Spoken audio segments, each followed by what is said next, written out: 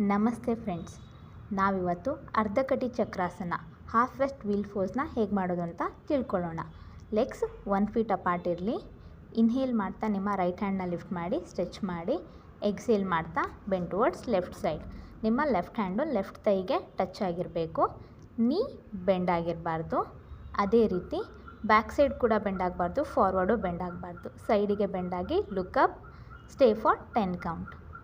Exhale ಮಾಡ್ತಾ relax.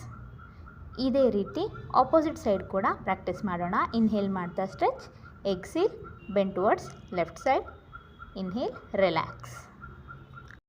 ಈ ಆಸನ ಪ್ರಾಕ್ಟೀಸ್ ಮಾಡೋದ್ರಿಂದ ಏನು ಬೆನಿಫಿಟ್ಸ್ ಇದೆ ಅಂತ ನೋಡೋಣ.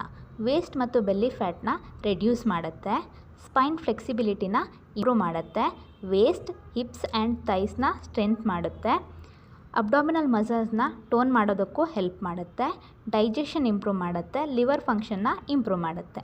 ಹೆಚ್ಚಿನ ಹೆಲ್ದಿ ಯೋಗ ವೀಡಿಯೋಸ್ಗೋಸ್ಕರ ನನ್ನ ಅಕೌಂಟ್ನ ಫಾಲೋ ಮಾಡಿ. Thank you.